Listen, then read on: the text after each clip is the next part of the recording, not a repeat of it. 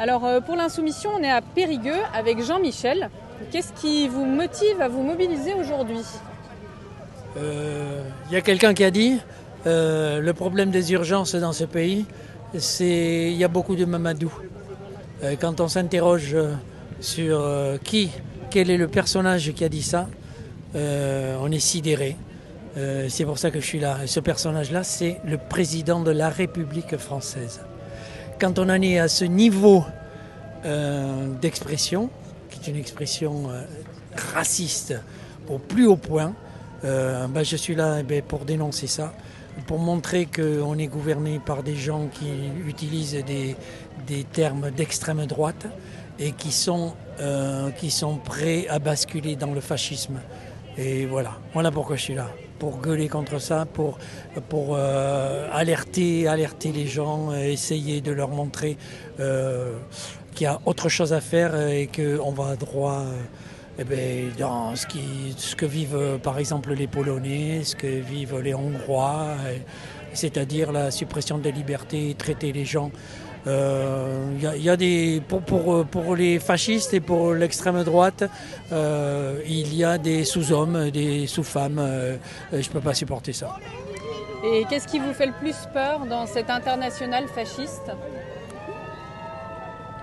Peur, je ne sais pas si ça me fait peur. Ce que je trouve assez dingue, c'est que la mise en réseau de tous ces régimes fascistes. En plus, avec maintenant l'élection de Trump aux États-Unis, et vraiment avec des prises de position complètement fascistes là. On ne peut pas dire autre chose. Les suprémacistes blancs, on les appelle. J'aime beaucoup parce que la presse française dit les suprémacistes blancs. Mais non, ce sont des fascistes véritablement qui n'hésitent pas à faire des saluts nazis, pardon. Et et ces gens-là sont prêts à financer tout ce qui est extrême droite en Europe. Mais Musk a déjà commencé.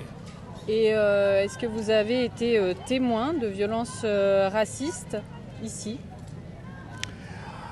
Alors, je ne vais pas dire violence physique parce que ça, je n'en ai pas été témoin en présence, mais les violences morales constamment.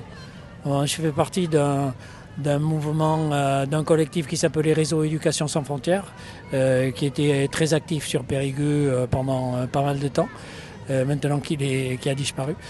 Là, le racisme se manifestait, il suffisait d'accompagner quelqu'un à la préfecture, parce qu'à l'époque, les dossiers pouvaient se traiter encore dans les préfectures locales.